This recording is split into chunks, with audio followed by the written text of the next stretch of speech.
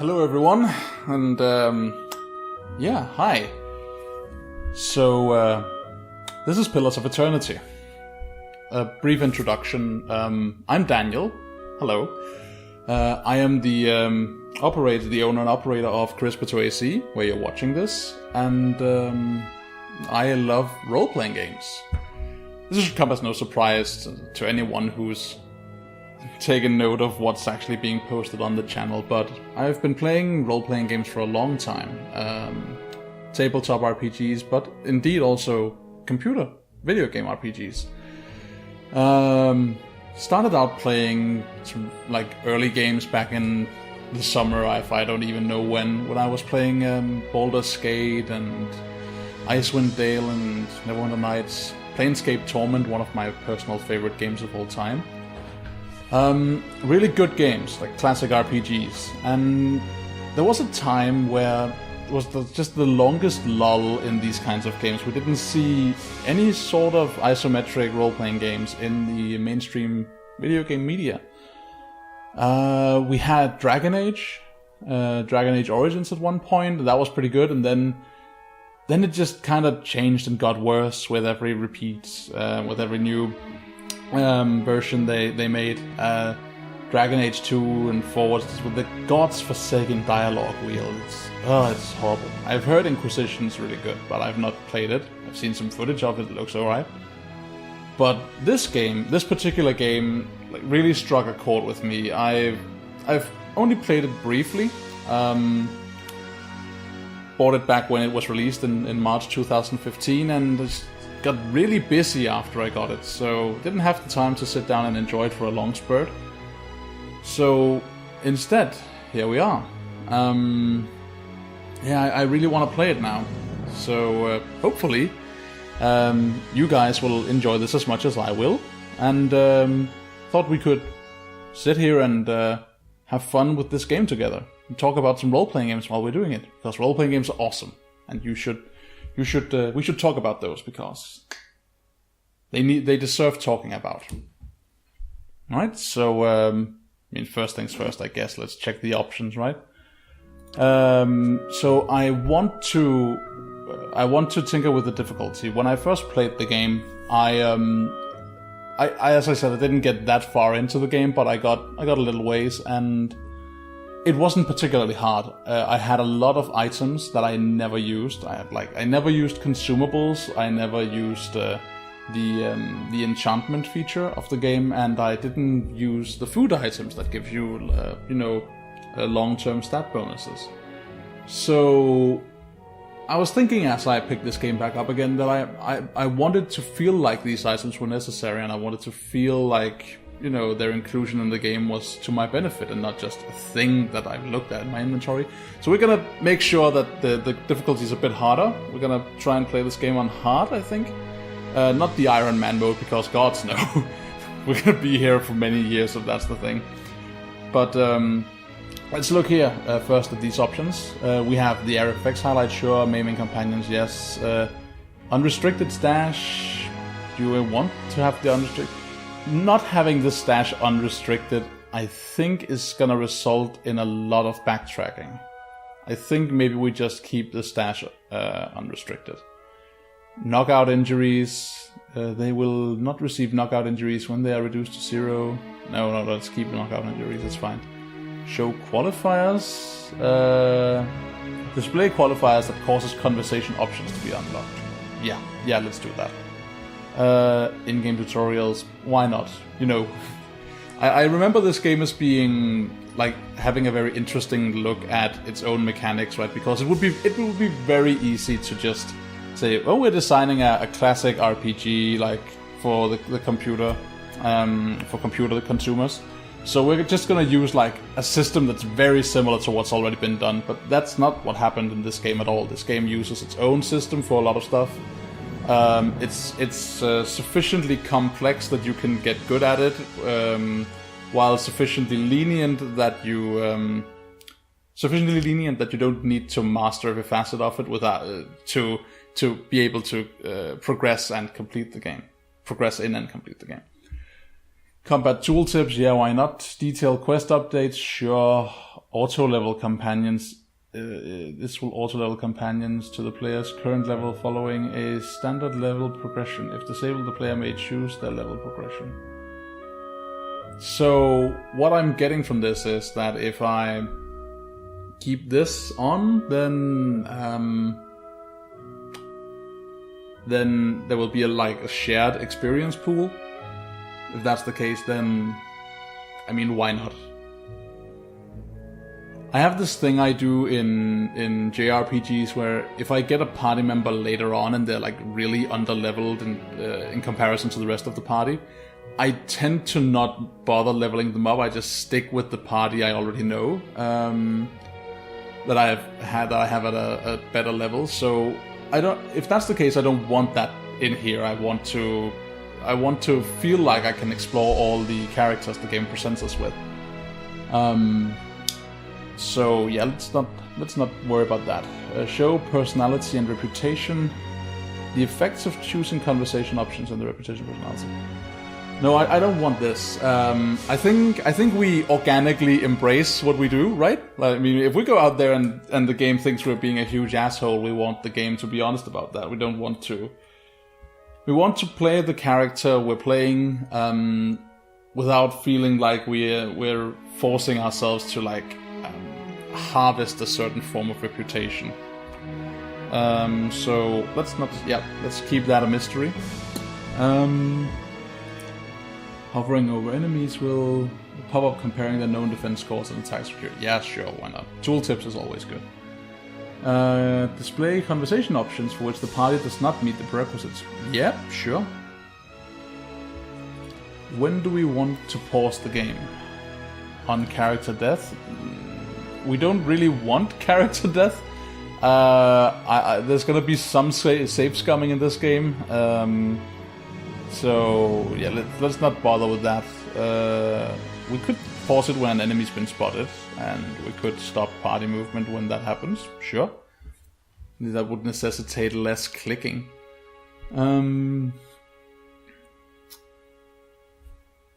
Extraordinary defenses, party member finishes ability, character hit, attacked, spell cast, target destroyed.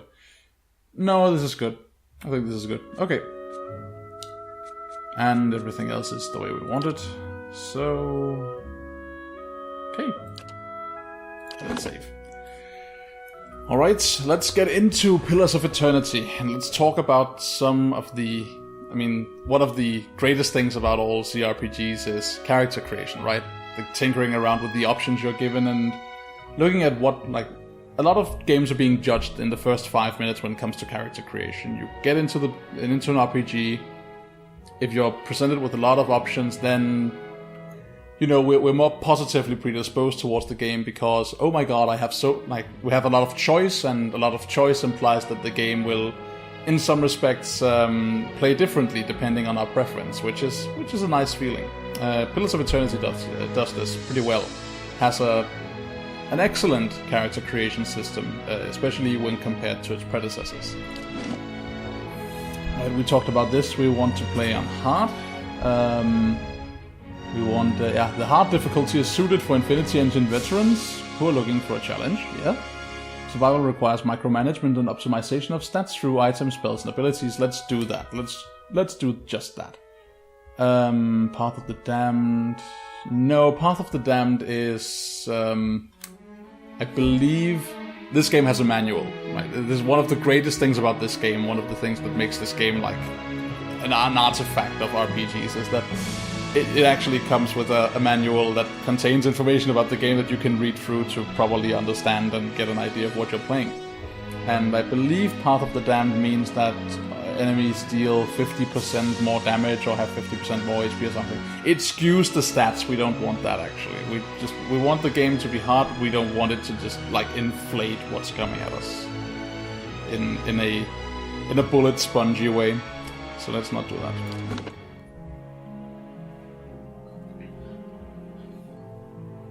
Such a beautiful game.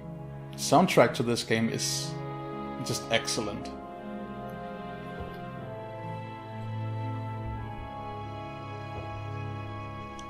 Sha.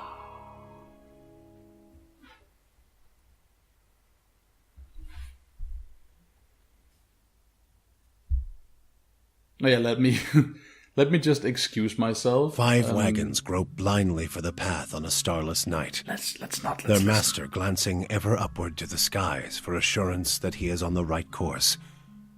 A dim lantern his only protection against the encroaching darkness. But the skies bring no comfort, shining no light, betraying no hint of what they know. The caravan carries travelers bound for the frontier hamlet of Gilded Vale, you among them, where a local lord has offered land and wealth to settlers from abroad looking for a fresh start. You have taken suddenly ill, sweating and shivering, and one of the other travelers signals for the caravan master to stop on your behalf. He pulls up just in time to avoid plowing into the trunk of a fallen tree that bars the way ahead. You will go no further tonight. Suddenly ill, sweating and shivering. Yeah, that's what a diet of Mountain Dew and nachos is gonna do to you.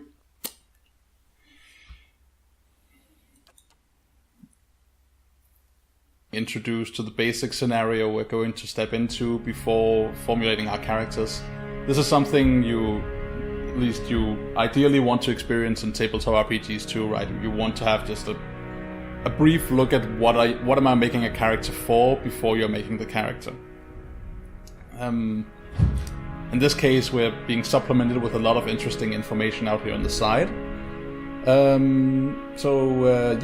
Character creation. This is going to take a while because we're going to look at the options and we're going to talk about the options. When creating a character for a role-playing game, in a video game sense, we usually present it with male-female. I remember back in the olden days, there was an old RPG called Ultima Online. And before, I believe it's actually still there, but before Ultima Online, you had a long series of Ultima games. And some of them were bad, some of them were excellent. And in, I think it's Ultima 4, you had the option of playing male, female, or not those. I think it was just like different or other, an other sex option, whereby you played as a non-gender binary gender, which was interesting. So we're gonna go with a female. Let's see. And woman's role in Aora is largely dependent on where she's from.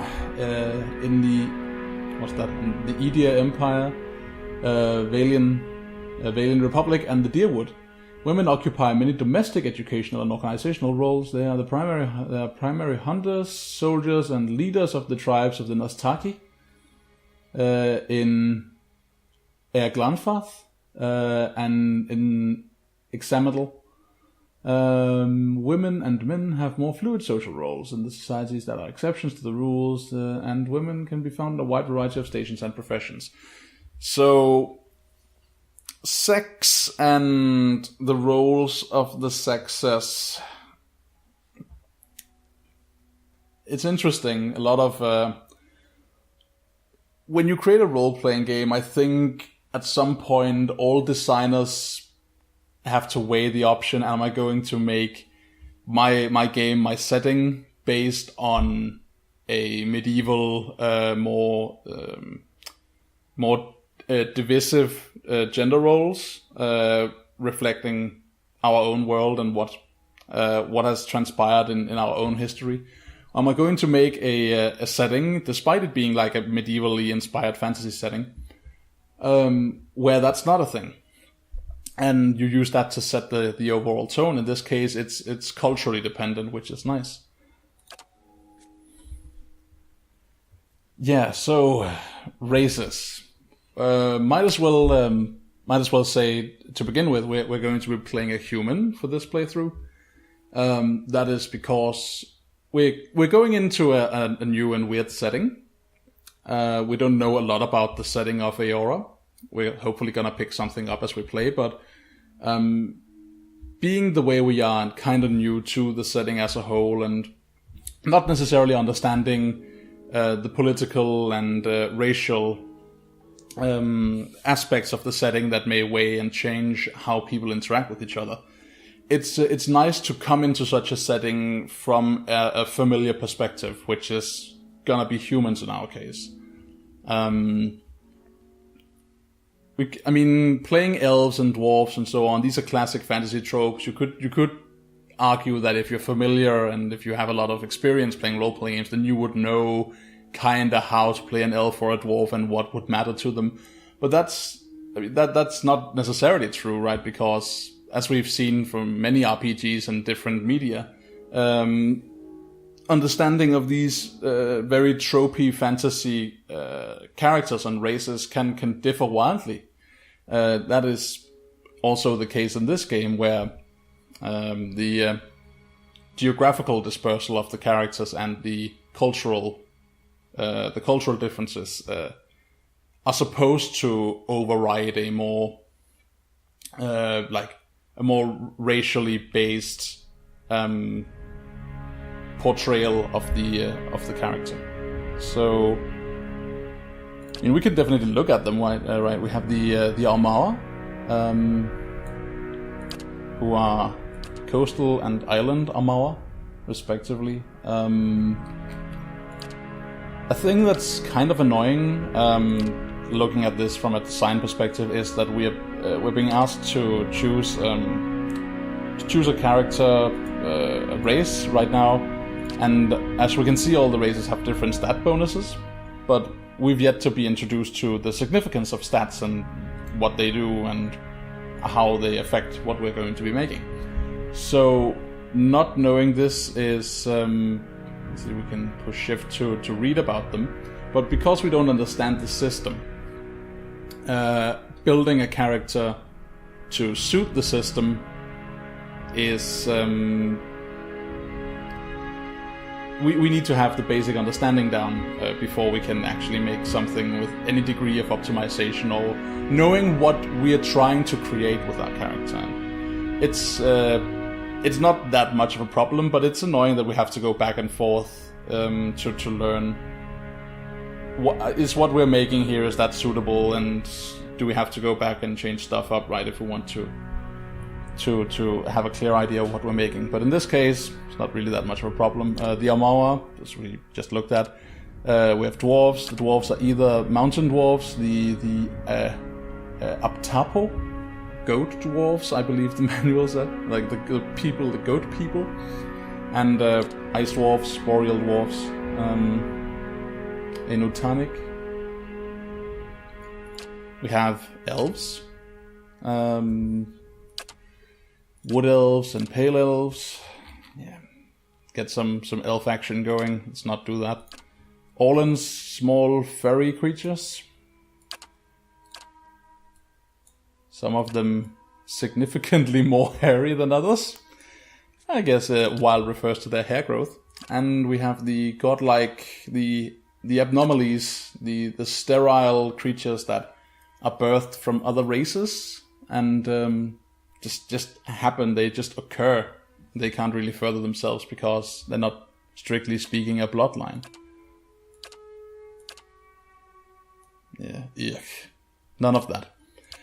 Alright, so let's interact with those from a more familiar perspective, because it gives us the opportunity to address this game from our own moral standpoints and come at it from an angle whereby we can make interesting decisions that we can talk about without leaning on the crutch of racial bias.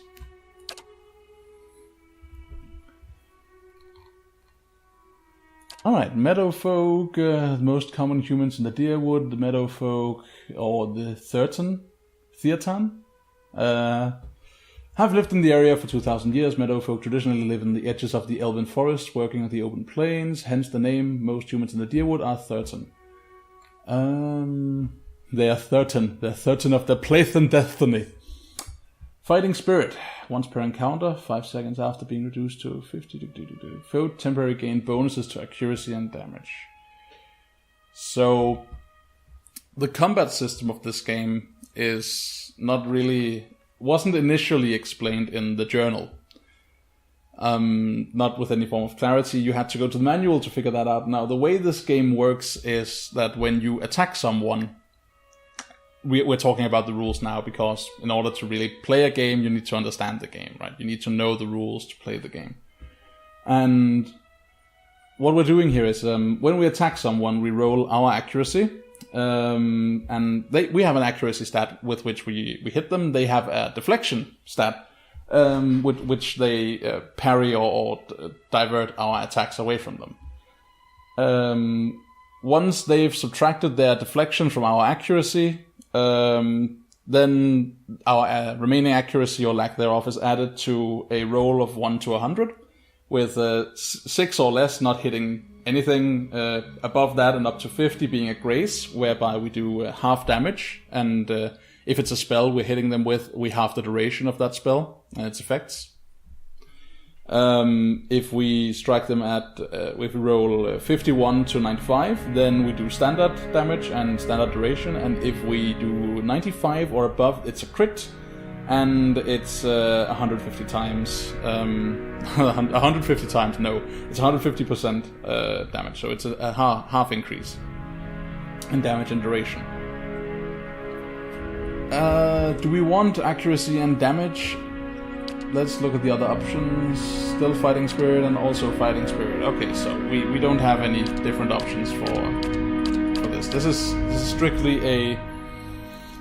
strictly a matter of where are we from within the scope of the law. The ocean folk, the Kalbandra, originated near the equator, on the other side of the globe, and are currently the most widespread human group in that region, but they have also migrated to the far reaches of the world. Ocean folk are the dominant culture in the Valian republics, and are also common in the Deerwood. Cool beans. Savannah folk, Natlan, come originally from just south of the equator, and with the exception of some groups that migrated north, have remained in the same location for over 10,000 years. We're learning from this that notion of civilization within this world is very old. In fact, significantly older than is relevant to most people alive today. And despite being like having an obscenely long record of their existence, going back as far as 10,000 years, we're learning that the society is still stuck in a medieval-esque setting, having only just reached gunpowder level weaponry. Going to shut my Skype up.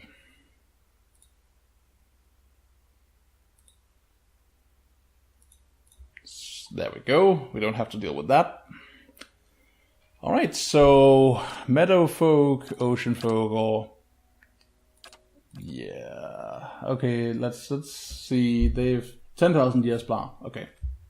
The name Natlan originally means original. Okay. While quite common in the Rietzeras, savannah folk are not usually seen in the Deerwood and the Valian Republic. Do we want to be a fish out of water? I don't know. Let's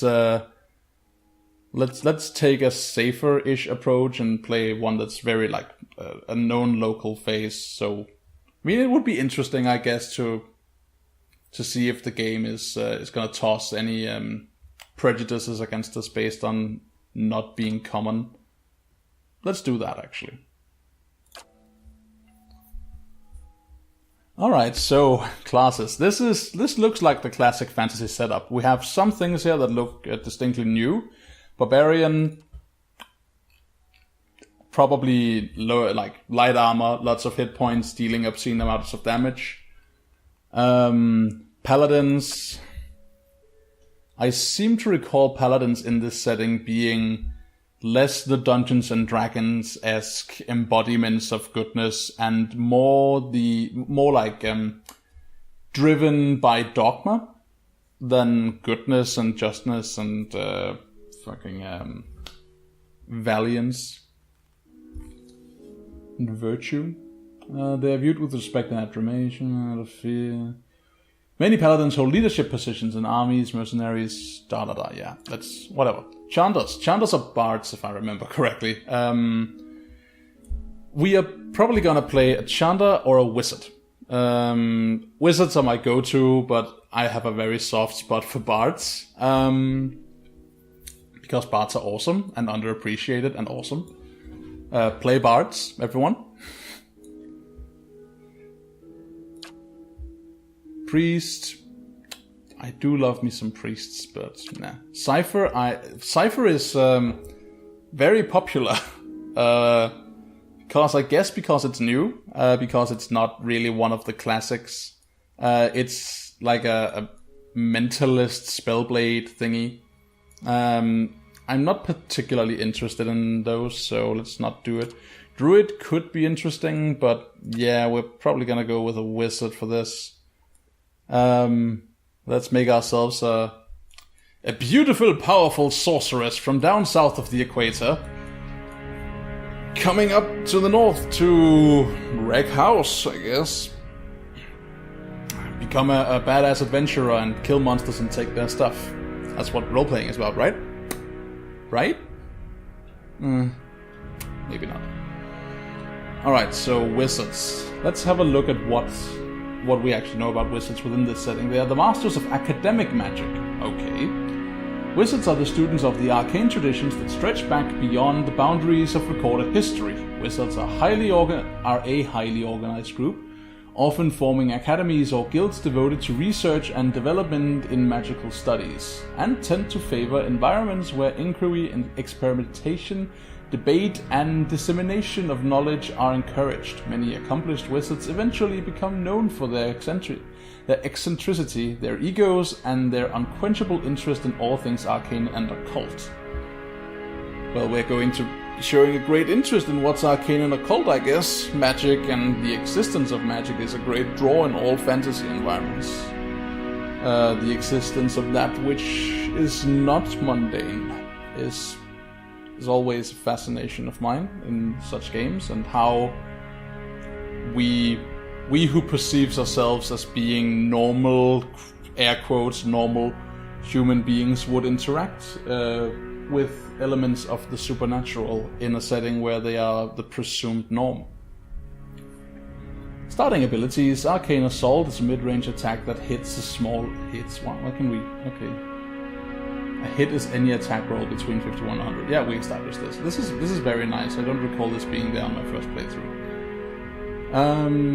In a small area of raw damage. For those of you wondering, raw damage is damage that is not mitigated by armor. In this game, armor acts as damage reduction, not making you harder to hit. So raw damage is unblockable. Like, it's not diminished by anything really. So us being able to blast enemies with raw damage is pretty nice. We can target heavy armors with that. And can leave targets dazed. That reduces their accuracy by 10, which is nice. Dexterity, perception, and intelligence are all reduced by 2. Attack speed reduced by 15. Yep, it's a great ability. Let's by all means, let's use that. Spells, we have access to spells, a variety of spells. Spell. This is the classic wizards learning magic out of a book and weaving sigils and speaking aloud words of eldritch power. We get +2 to lore, which represents the character's accumulated miscellaneous knowledge and trivia, often of occult or esoteric topics. Outside of conversation and scripted interaction, lore is used to activate scrolls. Higher lore values allow the character to use higher level scrolls. Seeing as how we're playing a hard game in the hopes that we will be encouraged to use all our consumables, being able to use scrolls is probably going to be really cool and awesome. So that's good. Mechanics +1. Traps and locks are a problem for even the toughest adventurers, draining their resources and maiming and killing them. Those who are unfortunate enough to trigger an unforeseen flaw plate. Draining resources. It's kind of... This feels like it was written by a GM on a technical level, right? Why is there traps in this room? It's to drain their resources. So you need to hope that your GMing group is not using the 10-minute adventuring day and just resting 8 hours for every 5 feet they go into the dungeon. The mechanic skill makes it easier to open locks and find and disable traps. Additionally, any character can use the mechanic skill to place traps of their own. Hopefully we will use that too. The highest mechanic skill, the more accurate the trap. In conversation and scripted interaction, mechanics can be used to activate or disable a variety of machines. We have endurance. 36 plus 12 per level, very low. Yeah. So endurance and health in this game are separate. You don't, strictly speaking, get hit in combat. You have your endurance worn out. You don't get injured. You get worn out, and then once you're worn out, you lose all your endurance. You faint, like you get knocked out. With every hit you take, while you lose endurance, you lose a bit of health. So people can get knocked down and get back up, and get knocked down and get back up over the course of a long period of time without having to rest. But every time they get knocked down, every time they get hit and lose health, they get less and less endurance back until eventually they have to rest. Accuracy we already talked about. Deflection we also talked about. Deflection's primarily contingent on our class, our level, and our items. So yeah, it's fine. We're gonna stand in the back and hurl spells at the opposition, and hopefully we will survive and everything will be glorious.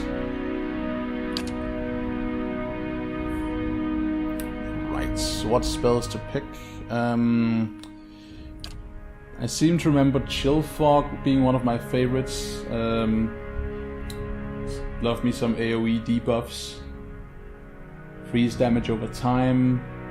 2.5 meters radius. Sure, let's go with that. And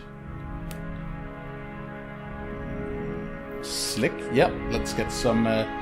This is our grease spell, right? This is the level 1 conjuration spell that can just wreck the encounter. So let's make sure we keep that.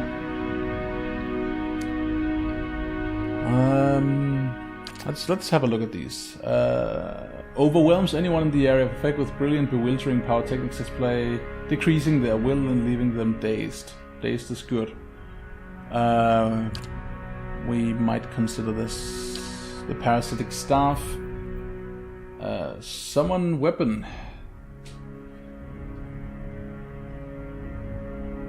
Not really sure about this. Creates a glowing staff of pure energy for the wizard to wield. For the wizard to wield. Okay, so this is a spell with which we can equip ourselves for melee. Let's not do that. Let's hopefully have a fighting character who can deal with that for us. Eldritch Aim, don't really care. Fan of Flames, it's probably gonna be pretty good. I mean, it always helps to have some damage, right? So let's say we have a Fan of Flames, and we need to pick one last spell. Fleet Feet, plus 20 defense when disengaging, sounds pretty good. So in this game, when we walk into melee in this game, when we get engaged, when we're in melee range, we are engaged. Characters can engage a certain number of enemies. So if we are walking into melee with a guy who's already engaged with the amount of enemies he can be engaged with, we won't be engaged by that guy, right? But for most parts in melee, we're considered engaged. People will punch us, and we will punch back very feebly, for we are we're a nerd, a horrible, scrawny little nerdling. Well, we don't really look it. I guess in this game, wizards derive some of their oomph from might, the might stat, so we might not be that scrawny of a nerd, really. But, okay, so we're not that melee-oriented. So if we want to disengage, the enemy gets a disengage attack, which is going to hurt a lot. Higher accuracy, higher damage, and if they hit us, we might get stopped dead and remain in striking distance. It's generally speaking, it's horrible. So we could use this to prevent, to get out of binds and be better at disengaging, increase our defense when disengaging at least. But on the other hand, we want to ideally just avoid that situation entirely, right? We want to move smartly and we want to scout. We're going to scout a lot. and try to get ambushed as little as possible and instead be the ones doing the ambushing. Spirit Shield, plus 3 damage reduction, plus 30 concentration. This is more useful because, I mean, this increases our resistance to damage and decreases the likeliness that our spells will be interrupted, which is nice because it also affects us if we're being attacked from range. Minor missiles, Jolting Touch, Sunder's Grasp, freezing damage, crush damage. Different types of armor have different types of resistances. Different kinds of monsters have different types of resistances. So knowing what sort of damage you need to toss out is it's gonna be pretty helpful. To begin with, we're going to know exactly jack shit because we will have no prior knowledge of what we're running into. Plus 40 deflection until hit or critical hit. Maybe. And that's until hit or critically hit. That's potentially a really long time.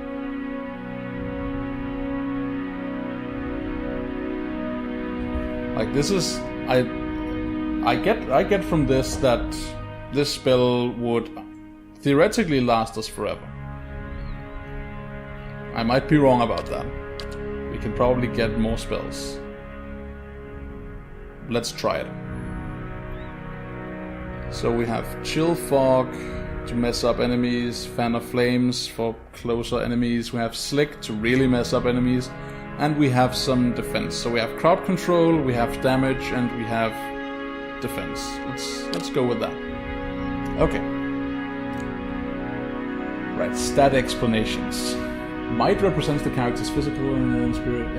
Yeah, right. So it's both spiritual strength and brute force. So yeah, wizards are mighty. So wizards are buff in this universe. Yeah, dude, gonna go down to the gym and lift some bars. Get better at magic. That's how it works, right? I think it's awesome actually. It like the implicit notion that casting mana like sap like draws on your strength is kind of awesome. Also, I love the mental image of like a super buff. Like I love the of Rincewind on steroids. Like that mental image is kind of hilarious. Alright, during interactions it can be useful for intimidating displays and acts of brute force, combat, bloody, hardy, bloody. Highly recommended for wizards. Might 10 plus 1 for being human. Right, that's the thing. But yeah, so now we know that this is useful to us because we're playing a wizard and we get a bonus for being human. But ideally we could go back and just see if humans are the ones we want to play, but we're not going to optimize that hard. We're going to stick with our choice of race. Yep, so let's increase this to... We don't really have that much of an indication of why this is good. We have an 18% increase in damage. How crazy can we go? If I just... Okay, we can't go above. Resolve the character's internal drive, determination, and fearlessness, emotional intensity, and project that to others. This is useful for intimidation, for leadership, and convincing performances. If we wanted to play a very talky character and have like all the options, like all the dialogue options, we'd probably go with a character who needs a lot of resolve. We would... Ideally, the game is like saying that to make a character who is these things, if you want to be even sort of optimized and have any chance of playing on a higher level, you need to play a class that uses this for some reason or purpose. Intelligence. Logic and reasoning capabilities can be useful for deduction, sudden realization, and problem solving. It gives us will defense and influences duration of area of effects. That's good, we have a lot of area of effect, I guess, so let's up that by... We have 25% increased duration.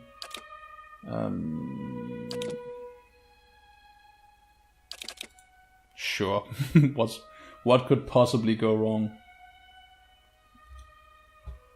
Do we need accuracy? That's an excellent question. Are we going to get our hands on any spells that are affected by accuracy? Our perception in general can be used to catch someone in a lie. I guess we leave that at 10. Constitution, resolve. Why do we want dexterity? Let's have a look at that. Abstraction of hand-eye, coordination and balance, and overall grace. In interactions, it can be used for sleight of hand and fast reactions in combat. It affects action speed with all attacks, spells, and abilities that contributes to the reflex defense. So, let us perhaps go a bit less crazy on this and add something to this. We dock ourselves, say, a bit of perception, and we increase our fortitude a bit. We want a bit more endurance and a bit more health, so that if the accident is out there, we don't necessarily... Maybe we will get one shot. I mean, it's a 12. What happens, happens. We might get horribly wrecked, but I guess we will find out. We can supplement our stats with drugs. All the drugs. Use drugs, kids. Don't do that. But yeah, we can supplement our stats as we play, I'm sure. We can drink gallons and gallons of magic potions and eat weird foods. Eat stuff we pick off the ground, like real adventurers. Culture. This is one of the coolest things about this game's character creation, is that it includes culture and cultural significance in a mechanical sense. It's not just, you are from here, therefore we make this, a talkie option, that different. No, that's not how it goes. It's, instead we have, like, we get resolve from being from Aedea, and we get dexterity from being from Dead Archipelago, and Ixametal, and Old Vela, and yada yada. So, also, we look different depending on... This is very festive. Isn't it? It's very festive. The Ixametal Plains are a festive place. Okay. From Rauatai? Yeah, wizards wearing armor is pretty cool too. I like that the game doesn't presume that it takes a certain kind of skill to wear armor. Instead, it's just... You wear armor, you are this good or this bad at it, it gives you these and those bonuses, and you are so and so much slower for wearing it. Also, our book is clipping through our side. The living lands +1 might. The mountainous region of large northern islands renowned for diversity of plant life. Well, we're not from the north, are we? We were from the south. The white that wends. A large cracked southern expanse, polar ice and white that wends, is a home to pale elves and colonies of daring explorers. Yeah, no. We're going to be going for something that is useful, because we are playing on hard, so we're going to pick something that helps us, even if that means picking something that might not necessarily fit the concept all that well. Old Vela, once the crown jewel of the southern seas, Old Velia, there's an I in there, Velia, is now the crumbled remnants of an empire of warring merchant nations. That sounds awesome. Counting many humans and dwarves among their ranks, the old Valian countries are still forces to be reckoned with, and are proud of their rich cultural heritage. So, we're kind of an ex-nation running off fumes. That's pretty cool. I can deal with that. Or we could go might for 18. I am hard-coded by Dungeons and Dragons and Pathfinder to look at that 18 and think, yes, this is good, this is joy. But really, there's not that much significance, because we don't run off the same types of modifiers. So we're not jumping from +3 to +4 there. We've been able to see that that's not the case. So let's go with Old Valia. Our background. Also very interesting. a lot of games, a lot of role-playing games have this thing they do whereby your background doesn't really in any way tie into what your character is. I'm looking at you, Dungeons and Dragons. Shame on you. Not really, but I'm looking at you anyway. Whereby, like, you make a character. You might make a character for let's just say a standard, like, level 1 game. You make a fighter. And you say, oh, well, I used to work in a brewery. And then I wanted more, so I started, like, I looked up to some knights. So I started practicing in hiding, and I kind of slacked off on my brewery skills a bit, and then I journeyed out and saw these and those parts of the world before finally joining the knightly order of the Crimson Griffin. And then I became a level 1 fighter, and now I'm adventuring and being awesome. And none of that stuff matters, right? None of it. It's just there. It's fluff. Fluff is good. Don't get me wrong. Having character detail is awesome, and knowing stuff about your character is awesome. But when the game doesn't recognize that can sometimes be a little bit disheartening. Because you have to kind of explain away why your background doesn't in any way really affect what's going on with your character, right? Why can't I brew ale if I used to be a brewer? I could, of course, like, choose profession brewer, but then I am deliberately gimping my character, and we don't want that. So that's why, like, some games don't do that. Some games are really good about this kind of stuff. You play Burning Wheel? Everyone should play Burning Wheel. I have yet to actually sit down and play Burning Wheel. I just own the book and I look at it with sparkles and anime twinkles in my eyes. I've been reading through that thing for multiple times now, and it looks so good. I very much hope to bring my first experiences with Burning Wheel to the channel, so we can have a look at that game together, because it just seems really excellent. But yeah, so this is cool. We have backgrounds and they actually affect who we are and what we can do. So, did we used to be an aristocratic savannah folk? That's a good question. We could be an artist. This gives us law, survival. Interesting. What does survival do? It allows characters to choose from a variety of long-term bonuses for each time they camp. That's pretty awesome. You can damage reduction, and after the 6th rank, the previously earned bonuses become more powerful in the same order they were received. That's intensely cool. I love that. I don't think survival is something we're going to shine that much in. I don't know, but I don't think so. Dissident, drifter, stealth, survival, athletics, mechanisms. Used to be a slave. We were born into servitude and toil and horribleness. Used to be a merchant. That supports both law and mechanics, so if you want to take, like, a balanced approach to those two skills we already got bonuses in, we could use this. If we want to specialize in law, we can take artist or aristocrat. I mean, why not? Let's. Okay, so we're working with a female character here, right? So let's not just have her be female, not just circumvent the usual trope of females in a medieval society, but let's also make her an aristocrat, right? Let's give her some privilege. Pedigree and bloodline, conversations peppered. Your days have been marked by lavish meals and extravagant parties. And then magic happened, and now adventure, and we're for some reason going to buy a house on some lord's land. Why not? This should make for an interesting character. Something horrible happened in our past, obviously. And as a result, we became an adventurer, and now everything is glorious and murdery.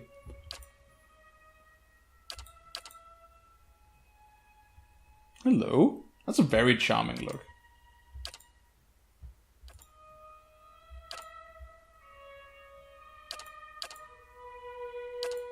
Love both of those.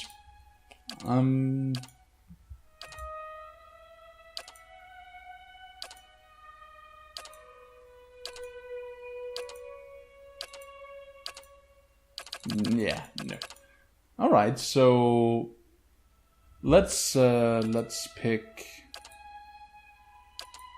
I like this. It's very good. Look at those eyes. Yeah, it's good. Okay. So let's just pick, I guess, gray because it matches the picture, right? Secondary color, bluish something. Skin, can we go darker? We want to go darker.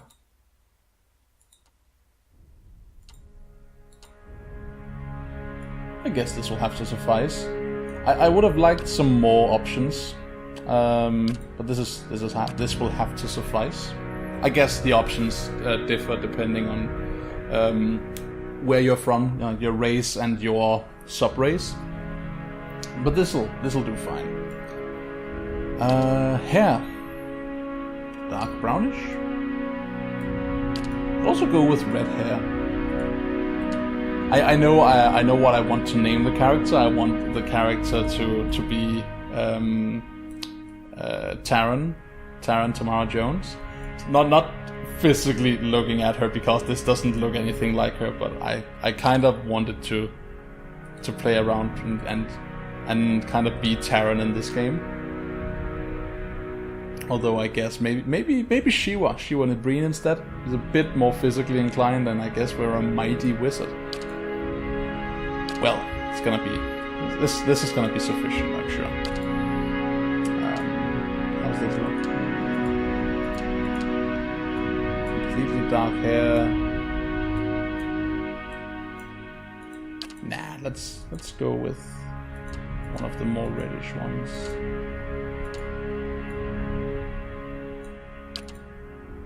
Yeah, sure, whatever. It doesn't match us. It's not matching completely. Who gives a rat's ass? Face. That's good. Oh, getting anime up in this. Very shonen jump hairdo. There's a lot of that going on. That's pretty cool. Got a warrior princess vibe to it.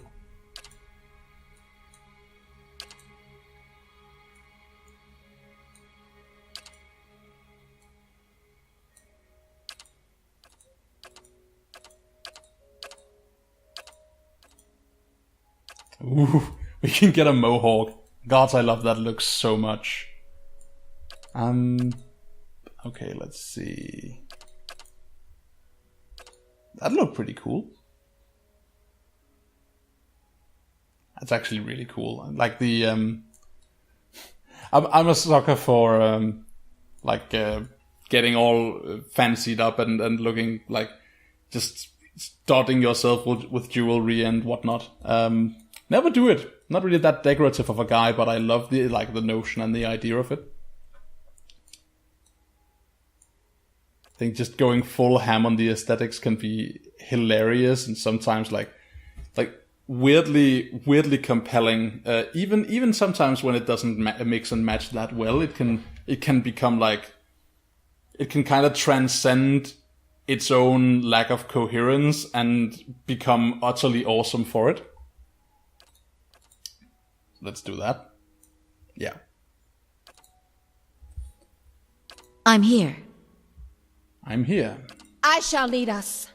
Let's keep quiet. Leading the way. Ha! Sharp eyes and keen ears. Quickly and quietly.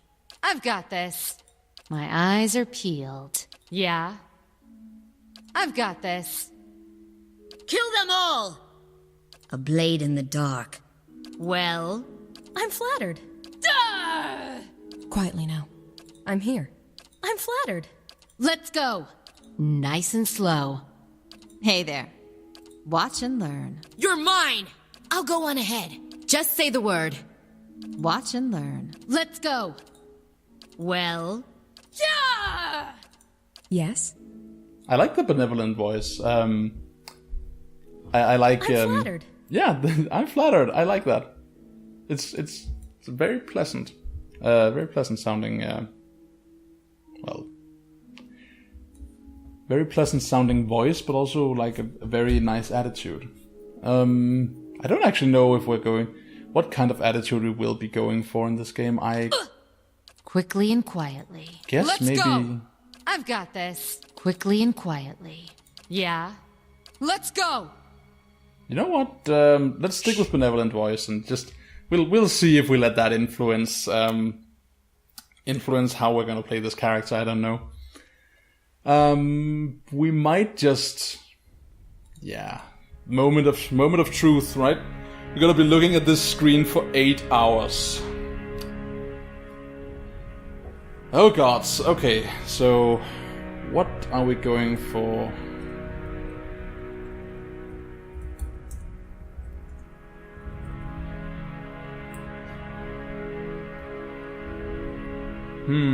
Shiwani Breen or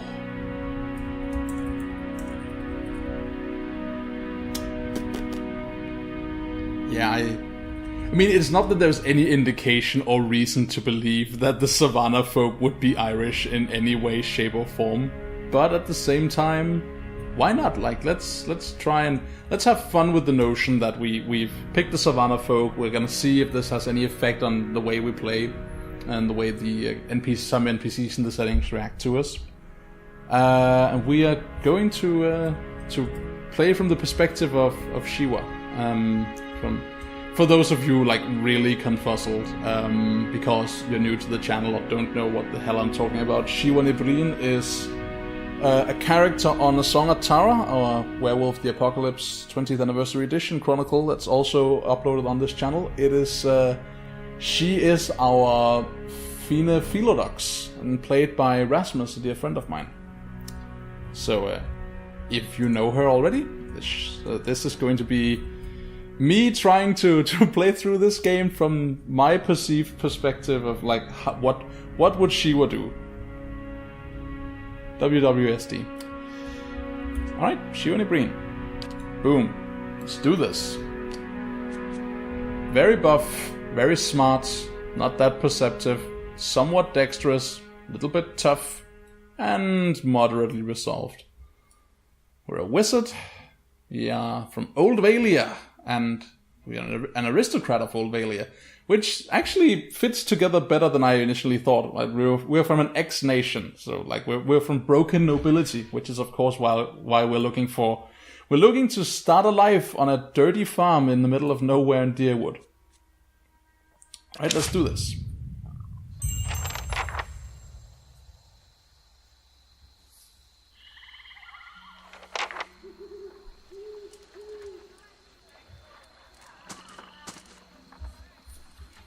The caravan master finishes addressing the group, his bushy red mustache and sagging jowls quivering as if for emphasis. Everybody stays close to the wagons, got it?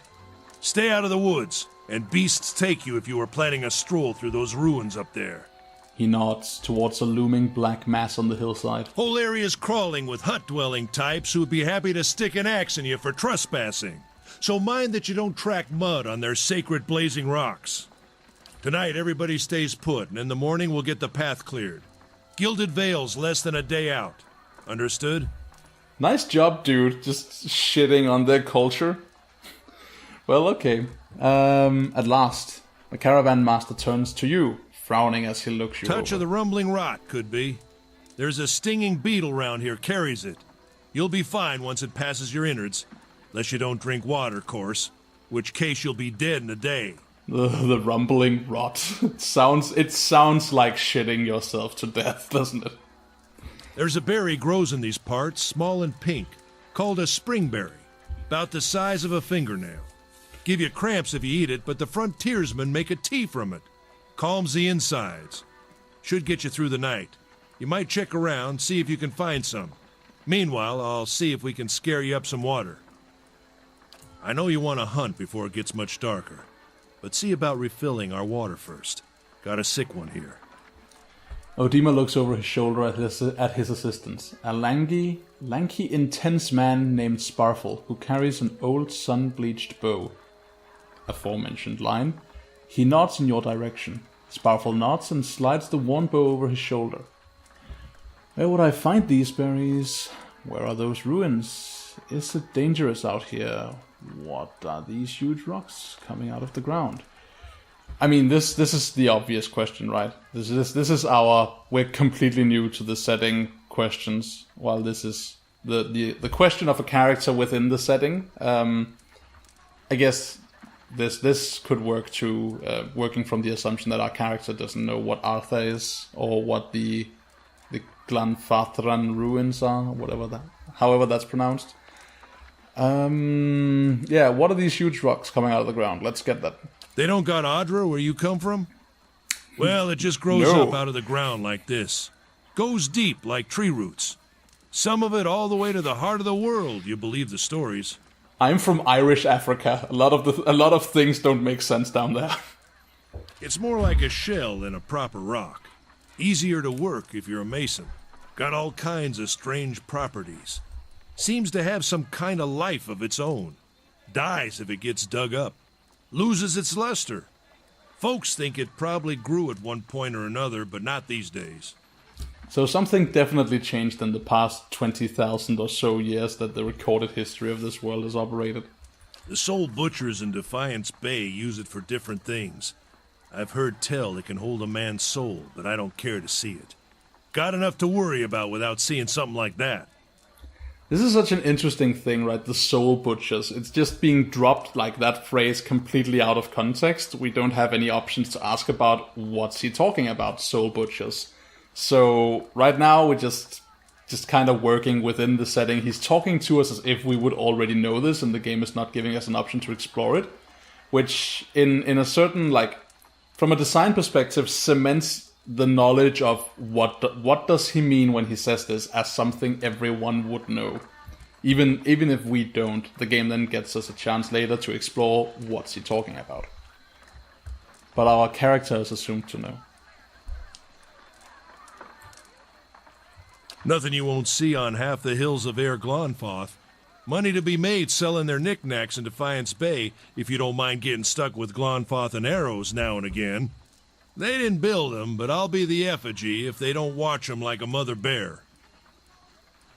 Yeah, that's how culture works, right? Of course, all the ones around here have been ransacked 10 times over. Got nothing left worth half a pawn, so I hear. So our character attribute, skills in class, culture, and sex may open up options for you during dialogue. These options are not necessarily superior to the other responses, but give you a wider variety of choices to select from.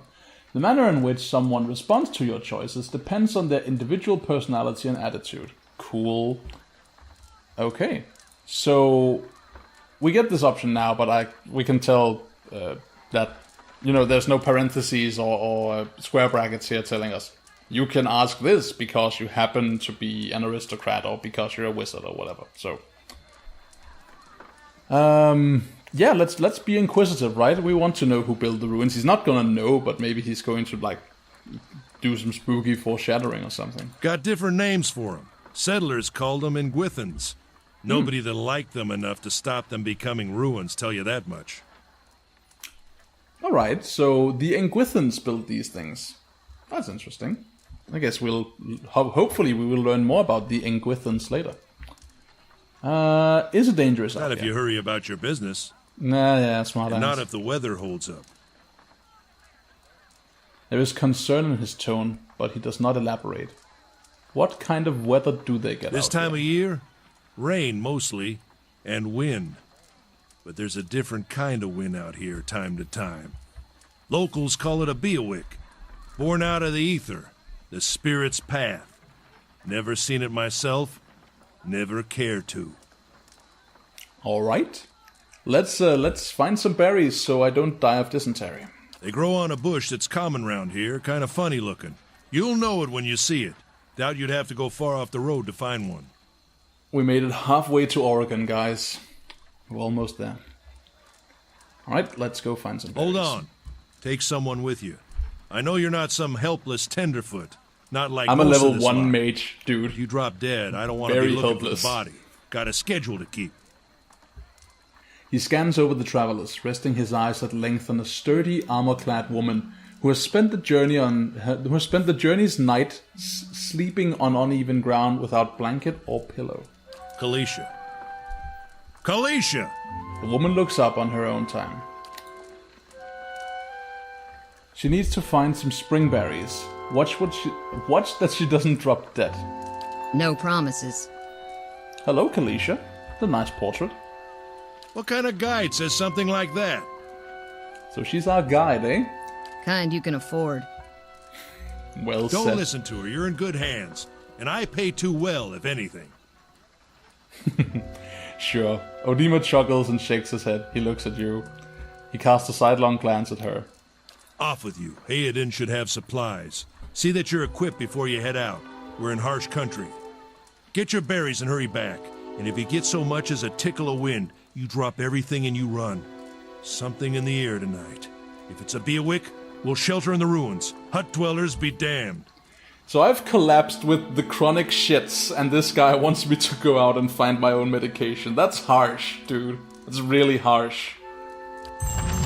You heard the man. Let's get going before you keel over. Alright. Let's save the game, and we'll be right back with some more.